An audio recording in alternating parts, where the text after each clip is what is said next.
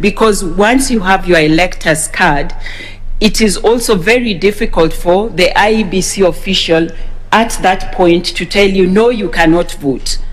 But to keep that record and then to communicate to the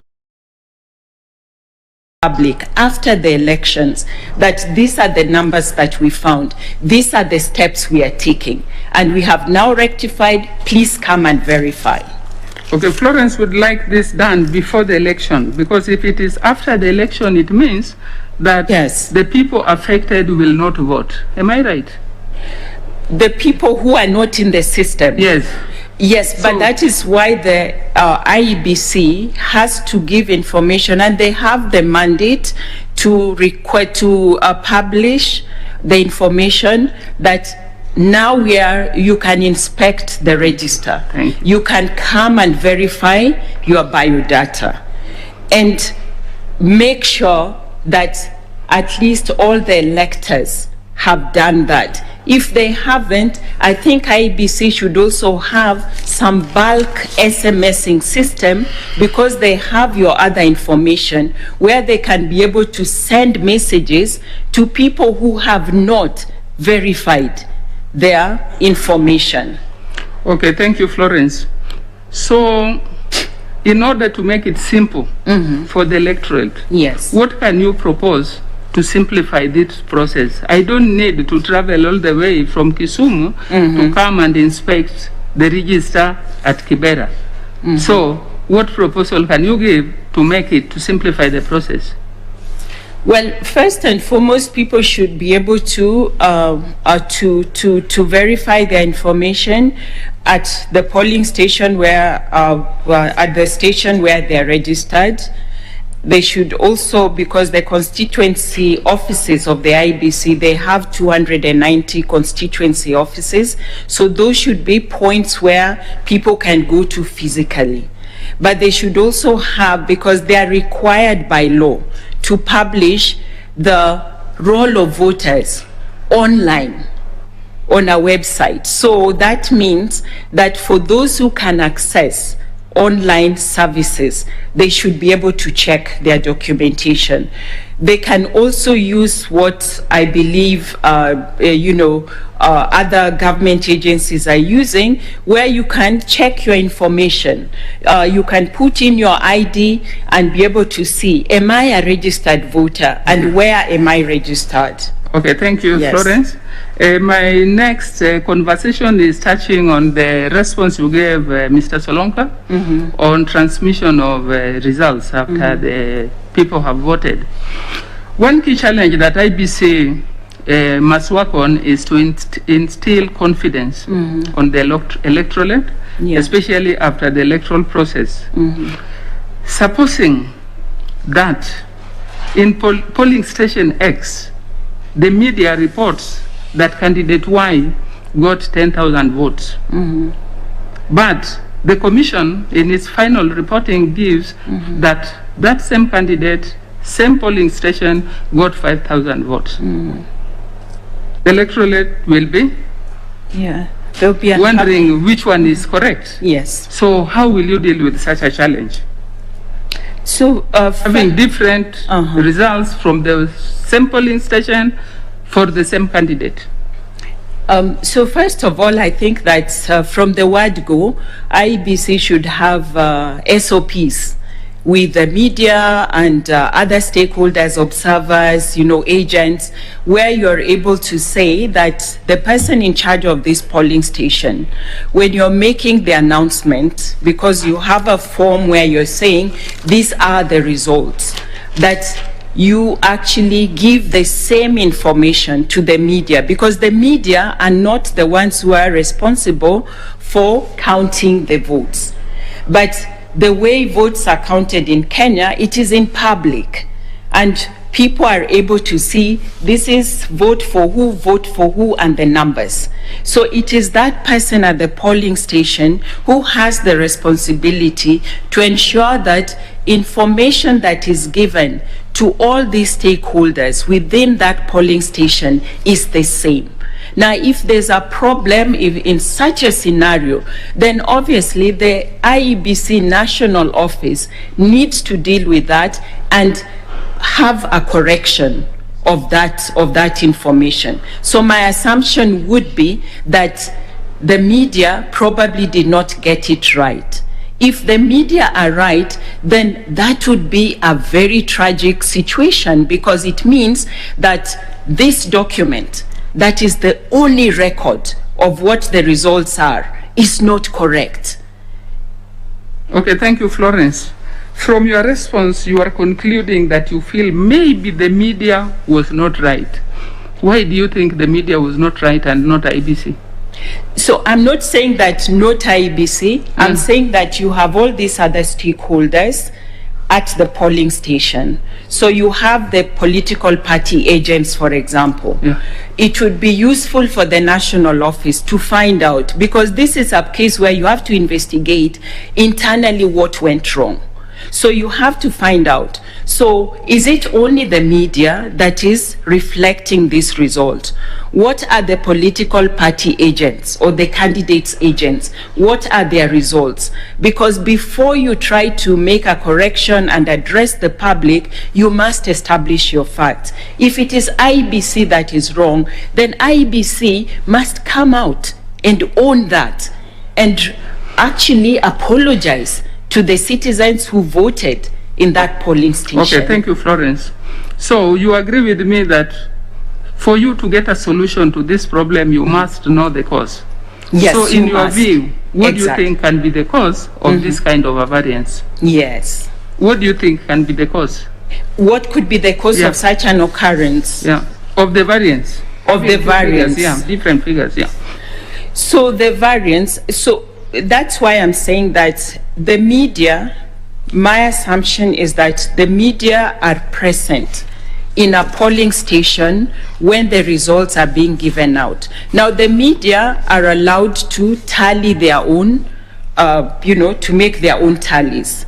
In a polling station, there are different streams at the polling station. So the idea is to collate all these results that are coming from the different streams.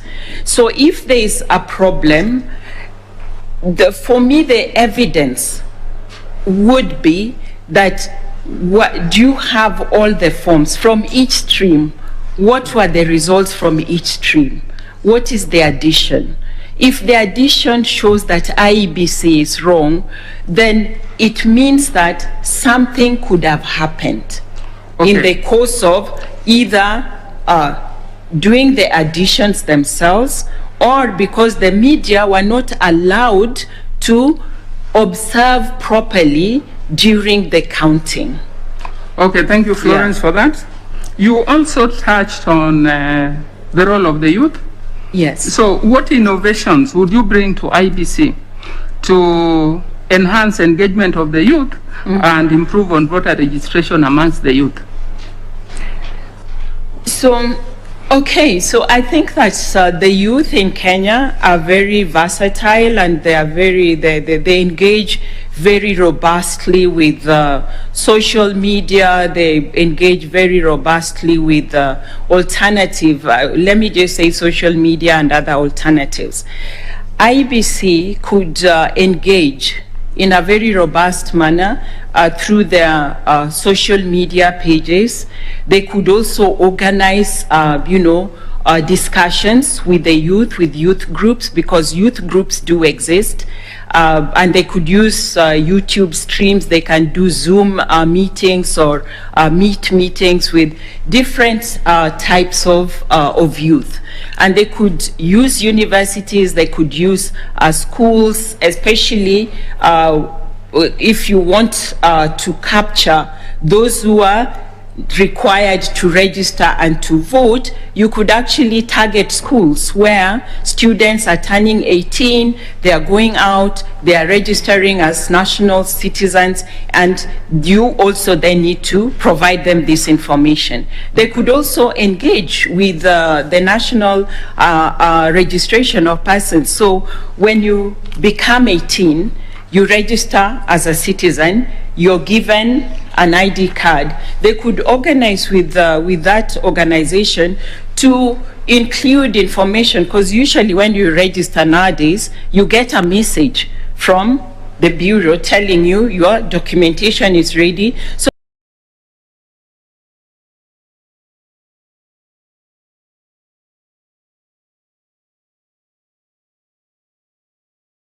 they could add a message there: you are now eligible, congratulations, you are an eligible voter, please go to the next station and register.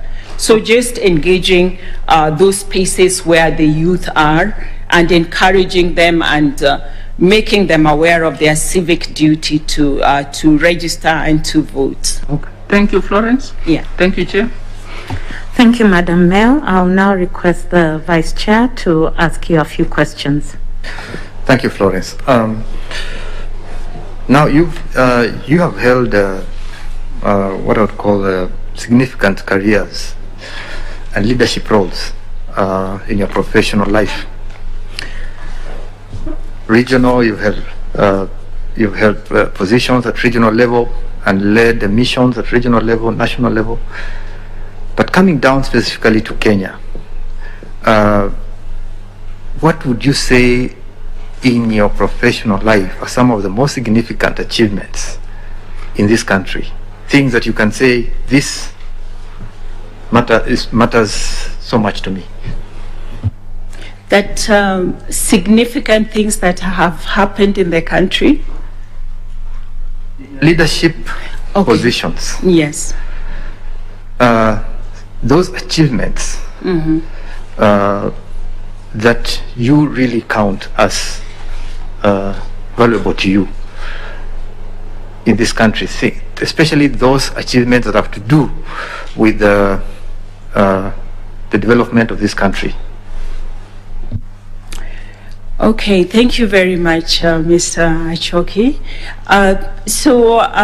Yes, I've held various leadership positions. I think that one of the most high-profile ones was being the chair of the National Commission on Human Rights. And in my leadership capacity there as the chair, I was able to steer the commission during some very turbulent times in the country. And one of the challenges that we faced, especially during the 2007-2008 elections, was the fact that the country was so fractured, and as a commission, we had been monitoring campaigns, we monitored elections, and the violence happened on all of us. And there was therefore need for all of us, and especially institutions that deal with governance, to rise up to the occasion. And we did rise.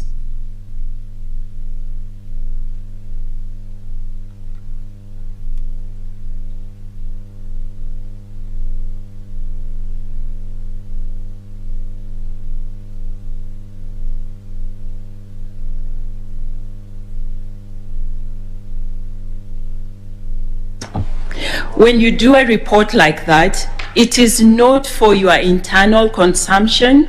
It must be something that you're saying that there are government agencies that can be able to do something, that we need to have preventive measures, we need to address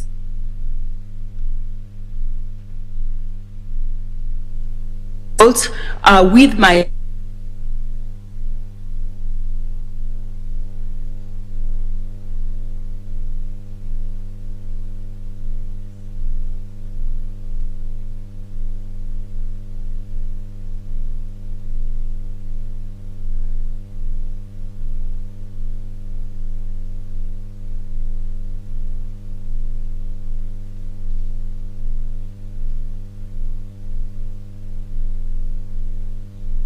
undertaken to come to the conclusions that we did.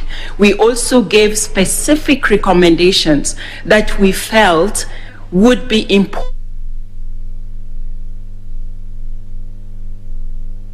I can assure you that the discussions were not always very friendly, but the important thing was that this was leadership. You have to do what you have to do, and you have to recognize that you are working within an environment where there are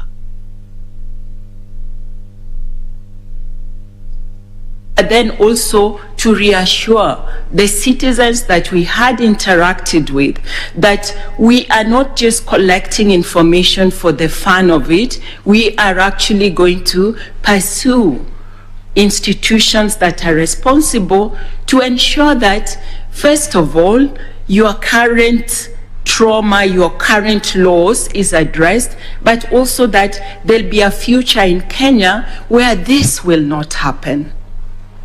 Thank you, Florence. Just picking up from there, we had those events, those unfortunate events in 2007, 2008, as you mentioned. And you did all that as a commission and under your leadership with other agencies.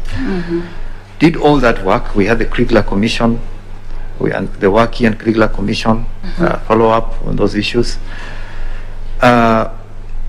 Yet in 2017, again, we had a repeat of almost similar issues, violence, loss of life by citizens. What is amiss? What is missing in this equation in our, in the way we manage our democracy? What is it? Okay, so my assessment is that we probably have a leadership deficit, leadership that brings people together, that believes in the Constitution, because we no longer have the excuse that we do not have a normative principle or, that we can organize our lives around. So for me, the idea of a constitution being a document that governs our democracy, that reassures every citizen that there's the rule of law, must be demonstrated by those who are in leadership. And those who are in leadership need to take that mantle of being at the forefront, leading by example. So when we have the 2017 election violence, it's, in my view, I think that, yes, there's the external political happenings that mean that at the root of it, as Kenyans, we have not yet understood that an election is very important. It is the time when you directly engage with your civic duty and your right to choose your leaders. But an election should not lead you to now go into violence against your neighbors. It's a competition that should be won fairly. And for me, this brings me to the role of IEBC, because the IEBC sometimes seems to be the weak link in all this. Because why do leaders wait until an election period to heighten these things? Is it because they know that if you do this at this point, then you have a natural institution that you can say, actually, as we've been doing very well, we are good leaders, but look at IEBC, it cannot deliver credible elections. And the minute IEBC does not deliver credible elections, then you have an excuse to tell your followers that, it is not us, we don't have the responsibility of counting your votes. There's somebody who has it and they did not do a good job. And therefore you have a justification to be angry at IEBC and then translate this anger towards your neighbor. So I think it is a question of leadership at the wider level and a greater understanding of the IEBC, of the role that they play in this once a 5-year time for every citizen in this country to go out and express their political will. Now, Florence, supposing tomorrow you successfully go through the interviews process and you get appointed as a commissioner of the IEBC, how do you help fix these issues and these problems? Okay, so first, of course, I would have to understand the internal workings of the IEBC. I'm fortunate that I've worked in in a commission, in a Chapter 15 commission, and so it may be an easier entry into their space. But I would then look at how many months do we have to the next elections, because everything now must be about 2022. What are the minimum things that you need to do? So I would think that if I went into IEBC, I would be asking myself, there are many issues that have been raised about things that are not there, that have not been done, that need to be done. But 2022, IEBC has to carry out an election. So I would be asking myself, what are these minimum things that already exist that can ensure that a credible election will be held? Because there are some things that you're not going to resolve in the 1 year. So forget about those. Think of, is it possible to hold a credible election within the resources that you have, with the shortcomings in the law? How do you do it? So that would be my approach, that it is 2022. I will work with the minimum that I have to ensure that there is a credible election. Thank you, Florence. Thank you. Thank you, Chair. Thank you, Vice Chair. I'll now request Reverend Father to ask you a couple of questions. Thank you, Chair. Allow me, Madam Florence, to take you through just a few questions.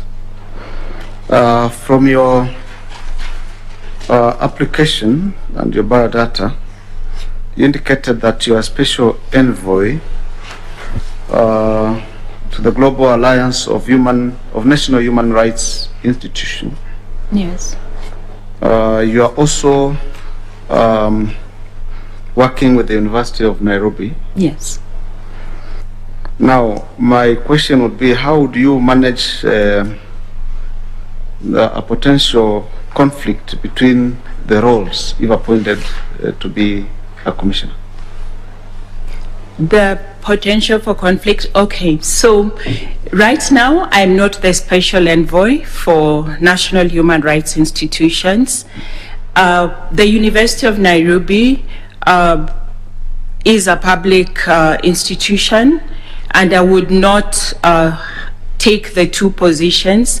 In 2007, when I joined the Kenya National Commission on Human Rights, I was a university lecturer, and I requested for leave of absence. I also informed the university to stop my salary, because I am not supposed to get salaries from two public institutions. So that is what I would do, because it is what I've done in the past, and it is also what is required in the law. Thank you, Madam Florence. Allow me to ask you just like a general question. What are the national languages of Kenya? The national languages of Kenya is English and Kiswahili. Yes. Great. Now,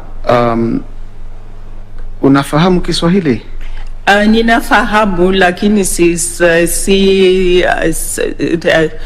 kuongea ndio sio didi sana, kwa sababu unajua sisi hatukufanya Kiswahili kwa nini, what is it called, the 844 people had compulsory Kiswahili, lakini sisi ni kujua tu Kiswahili kwa kuzungumza, kusikia, ndio. Ukipata nafasi ya kuwa commissioner na uende huko mashinani, na unajua watu wa mashinani wakati mwingi hawakifahamu Kiingereza. Ni kweli. Na upate nafasi ya kuelekeza wananchi kufanya uchaguzi wa haki. Ni jambo gani ungewaeleza kwa Kiswahili, kwa ufupi tu, waweze kufanya ndio uchaguzi huwe wa haki kwa Kiswahili? Kwa Kiswahili kwamba wanatakikana wafanye nini? Waelekeza kwa njia ya kufanya uchaguzi kwa njia ya haki. Kwa njia ya haki. Kwa hivyo sasa niko mashinani. Kwanza nitaeleza tuko hapa, sisi ni commission ya IEBC.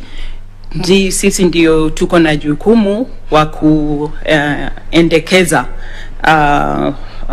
elections, na sasa tunaelekea upande wa uchaguzi, na tungependa tufanye kazi pamoja, sisi kama commission na nyinyi wananchi, ndio tuwe na ile uhusiano mwema kati yenu kama majirani, kwa sababu kuna watu wako na nini, wako kwa political parties ambayo pengine we uko kwa Jubilee, pengine mwingine hapo kwa Wiper, lakini kwa upande wetu IEBC tungependa kwamba mkikuja kufanya uchaguzi msiwe na ubaguzi, muwe kwamba muwe na oh my goodness. Okay, so let me just answer this, Father Mutie, in this way. Yeah. That okay, this is so bizarre, but when I was a judicial officer in Kibera, I worked in Kibera Law Courts as a judicial officer. When I went there, I could hardly speak Kiswahili. After about 2 years, I mean, I can understand, I speak, but you know how I'm not confident. Okay. In 1 year's time, I used to deliver my judgments in Kiswahili, because when you are in that environment and people are giving their evidence in Kiswahili, and there's no point. I was actually the person telling advocates, just ask in Kiswahili, because you know, things are lost in translation. So by listening and knowing the terminology that I needed to use, I was able to deliver my judgments in Kiswahili. So believe it or not, if I'm joined IEBC, I will know the language, the proper Kiswahili words that will communicate what IEBC needs to communicate. So I will not shy away from it. And I did the same in the Commission of Human Rights. Thank you, Florence. I see time is not on our side. I would have asked you some more questions, but kindly, Chair, I appreciate the moment. Thank you. Thank you, Reverend Father. Florence, allow me to just ask one follow-up question in view of the fact that you have served on a constitutional commission. The current IEBC strategic plan does highlight that there are key challenges that are facing its independence. Yes. Article 249(2) seeks to safeguard the independence of constitutional commissions, and says, they are only subject to the Constitution and the law, and they are not subject to the direction or control of any authority. Now, control comes in different forms. You served in a commission that received funding from donors, external funding, and IEBC similarly can receive this funding. So I just want to find out, how would you, if you are an IEBC commissioner, safeguard the independence of the commission from any interference, even through the control of funding by external donors? We are living in a world where we've had, in other jurisdictions, yes, or where other countries have been alleged to interfere with the elections of certain countries. So what kind of mechanisms or measures would you put in place? Give me just one, actually, to ensure you safeguard the independence of IEBC. In funding? Yes. With regard to funding from with regard to external funders. So the most important thing, and this is what I did at the commission at KCHR, because we sought for funding from donors. What we did was to ensure that our strategic plan included all the activities that we wanted to do. And when you have a strategic plan that encompasses everything, and it is a credible strategic plan, then you go to anybody who wants to fund you, because even government wants to know. They give you funding, but they want to know, what are you going to do with the money? So for me, it would be to ensure that any funding that comes to IEBC is based on the strategic plan. So you will be funding the strategic plan activities of the IEBC, because if you don't do that, then you're opening this window where a funder can come and tell you that, we are interested in this area, and you did not put it in your strategic plan. So then the funder has control, even though it is something that is significant for you, but who has control? The person who has identified it for funding. So you gain control by having a very credible strategic plan and only sourcing funds through that strategic plan. Thank you so much, Florence. We've now come to the end of your interview. I can invite you to make any remarks you may have to the panel. Okay, so first of all, thank you so much, Chairperson and panelists, for giving me this opportunity to come for this interview. I am sure that it's not an easy process, and I'm just honored and privileged to have been given the opportunity to be one of the candidates that you have interviewed for this process. And I just want to wish you all the best in the rest of the interviews. I want to assure you that as a Kenyan, I would be so happy to see a commission that will safeguard our political right to elections, that will give us a credible election. And I am sure, I have no doubt, that you are capable of giving us those people, even if I'm not one of them. Thank you so much. Thank you so much, Florence. And on behalf of the panel, on behalf of Kenyans, thank you also for offering yourself to serve in this position, and we do wish you all the best. So a member of the Secretariat will walk you out. Please ensure you take your original certificates, and we wish you a very good rest of the day. Thank you. Thank you. We will now take a break and resume at 11:30 for the next interview.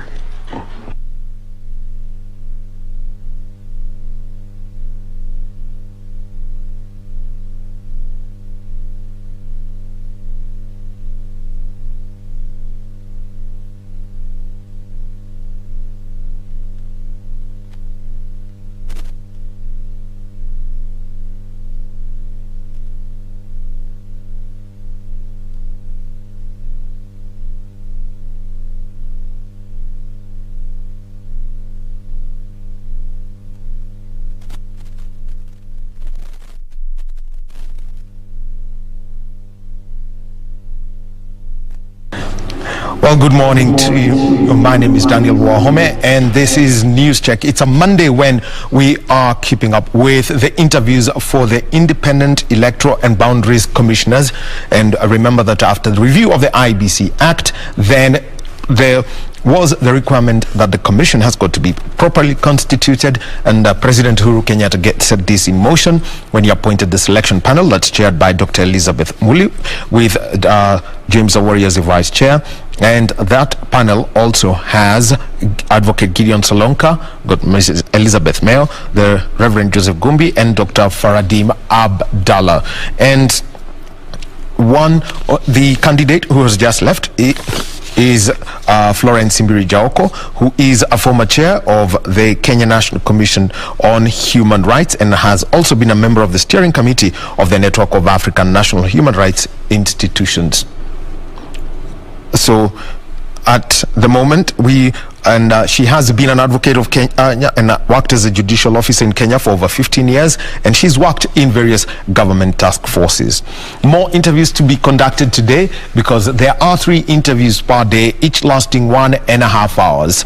Next to be interviewed is Francis Wanderi, who's from Nyeri County. He has got a Bachelor's of Education degree in the University of Nairobi and also has a Master of Science in Education Management. Remember that one of the roles of the IEBC, the Independent Electoral and Boundaries Commission, is voter education. What input would he bring in after being shortlisted from the candidates who applied for the job as IEBC commissioners, took the psychometric tests and started that? And also to be interviewed today, we've got another lawyer, former LSK vice chair, and this is Ms. Harriet Chigai. She has got a Bachelor of Laws from the University of Nairobi and is a former chair of the Law Society of Kenya. So the interviews will be going on today, and Ms. Harriet Chigai is going to be interviewed at 2 p.m. Mr. Francis Wanderi is going to be interviewed from 11:30 a.m. after the selection panel takes that half-hour break. Also happening right now, and this is at the High Court in Nairobi, is the hearing of the murder case involving Migori County Governor Okoth Obado. It has started and it's going to be hard over the next 4 days. And our reporter Sarafina Robi, we shall be joining the proceedings at Milimani as that continues. What are the key issues that are for the people who are